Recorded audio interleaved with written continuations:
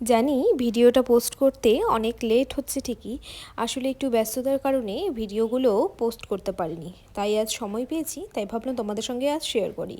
Hello everyone, welcome back to my channel. আমি টিয়া, আর আমরা বেরিয়ে পড়েছিলাম কুম্ভে যাওয়ার উদ্দেশ্যে।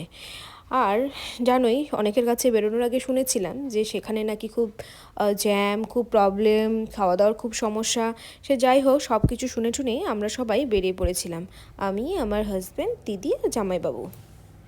আমার দিদি থাকে কালাগজে, তাই ওকে সেখান থেকেই তুলেছিলাম। সেখান থেকে বেরিয়ে দাঁড়িয়ে পড়েছিলাম পাঞ্জিপাড়া বলে একটা জায়গা রয়েছে সেখানে। আর সেখানে এই দোকানের মিষ্টি খুবই নামকরা।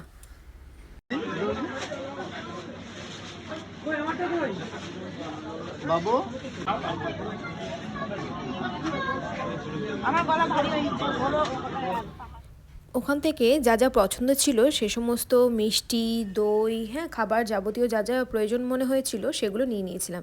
আর জানো তো, রাস্তায় বেরিয়ে দেখি কত সুন্দর সবাই সবাইকে ওয়েলকাম করছিল যারা নাকি কুম্ভে যাচ্ছিল। দেখে না বেশ ভালো লাগছিল।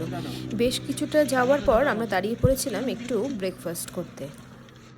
বোধটা এখন বার করবো কি কর দই এটা গলে গেছে, আর ভিতরে চামচ আছে, ফেলবো না। আমি একটু ধরি না, দুটো তোমরা নিয়ে না, আমাদের আমার মা নিয়ে ঢিলা ঢিলা যেতে এবার খুশি করে খেতে যায়। এই দেখো কতটুকু দিবে, খাই লাগলে না আরো কি রে। আসলে ভিডিওটা অনেক বড় হয়ে যাচ্ছিল, তাই ভাবলাম কয়েকটা পার্টে ভিডিওগুলো তোমাদের সঙ্গে শেয়ার করব। যেখানে ব্রেকফাস্ট করার জন্য দাঁড়িয়েছিলাম না, সেই জায়গাটা না খুব সুন্দর লাগছিল, জানো তো।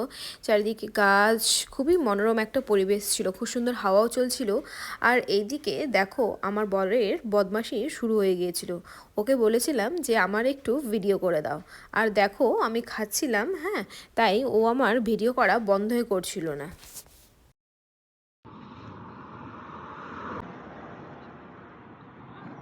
লজ্জা হচ্ছে খাও। ব্রেকফাস্টটা সেরে নিয়ে তারপর আবারও সবাই মিলে বেরিয়ে পড়েছিলাম। আর জানো তো, যেতে যেতে অনেকগুলো না টোল পড়েছিল। আমাদের টোলেই প্রায় 1,500 থেকে 2,000 টাকার মতন খরচ হয়ে গিয়েছিল।